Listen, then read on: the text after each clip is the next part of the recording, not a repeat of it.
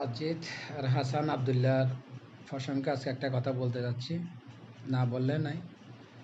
BNP ১৯ বছর মানুষকে দিয়ে যাচ্ছে, ১৯ বছর ক্ষমতার বাইরে, তারপর বিএনপি মানুষকে দিতেছে।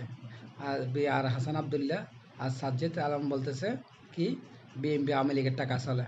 তা তোরা শুয়োরের বাচ্চা কার টাকা চালাস? ইন্ডিয়ার রয়ের টাকা? ইন্ডিয়ার রয়ের টাকা চালাস না জাতীয় পার্টির টাকা চালাস? তোরা শুয়োরের বাচ্চা চিন্তা কর, বিএনপিকে নিয়ে কথা বলতে হলে তোর ১০ বার চিন্তা ভাব করতে হবে। তাহলে বিএনপির কথা বলার মতো তোর যোগ্যতা রাখস না, বিএনপির একটা কর্মী হওয়ারও যোগ্যতা তোদের নেই। আর তোরা বিএনপিকে নিয়ে কথা বলাস, কথা বলতে হলে হুঁশিয়ারে বলবি, সাবধানে বলবি। আজকে তোদেরকে মানুষে একটা সম্মান দিছে বলে মনে করিস না মাথা উঠে গেছস। মাথা যেমন তুলতে জানে মানুষে, মাথার থেকে নামাতেও জানে।